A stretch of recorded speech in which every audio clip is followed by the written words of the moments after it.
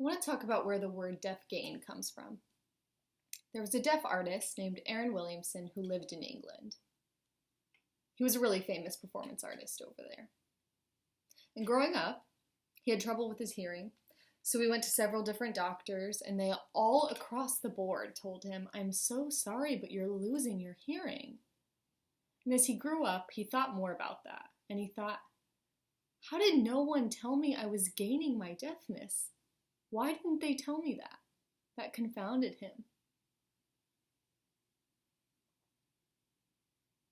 Many parents of children who are born deaf, and as those children grow up, this doesn't as much happen for people who become deaf later in life, but children who are born deaf, they go through a series of tests and evaluations from doctors on their hearing.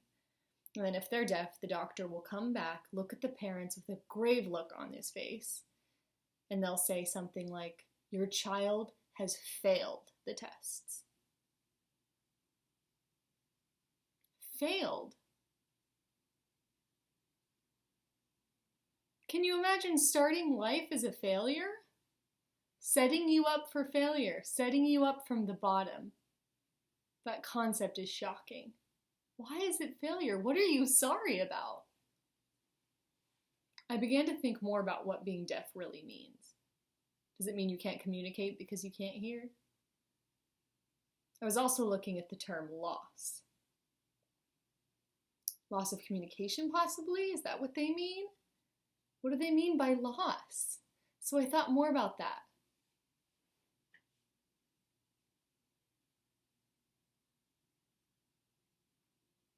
I thought about the perception of that concept, that speech is equal to communication. Because you can speak, you can communicate. It's interesting. But deaf people, they sign, don't they? Is it that they sign because they can't communicate through speech? People don't see signing as equal in communication.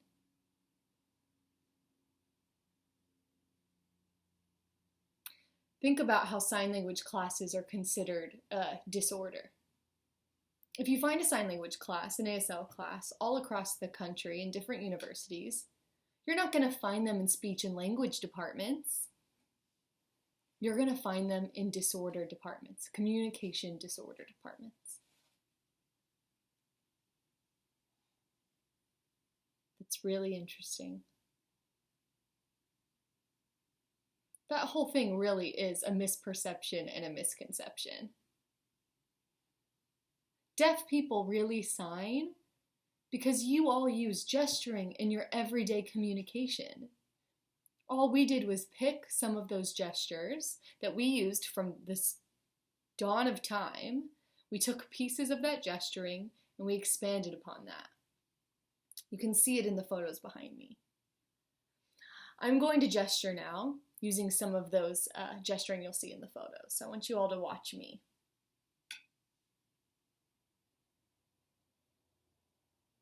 Okay, are you guys ready?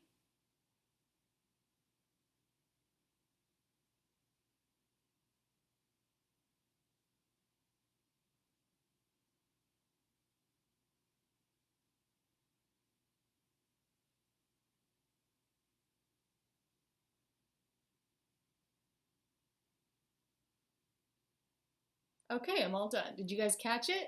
Did you guys follow me? Maybe a little bit. Well, I want to let you know, if you couldn't follow me, then that's an example of gestural illiteracy. Because if you couldn't follow me, I'm just using basic general gesturing systems you guys use every day in your life, and I expanded upon that into a sentence. So what really is the gain for humankind? What's the shift that we need?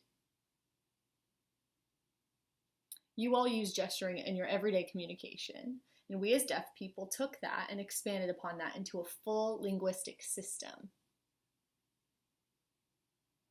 A language that's completely equal to spoken language. Think about that. That would really be a gain for all of humankind, not just deaf people alone. For example, imagine if you all signed in this room. You all use gesturing every day. Think about the interface on your phone, for example.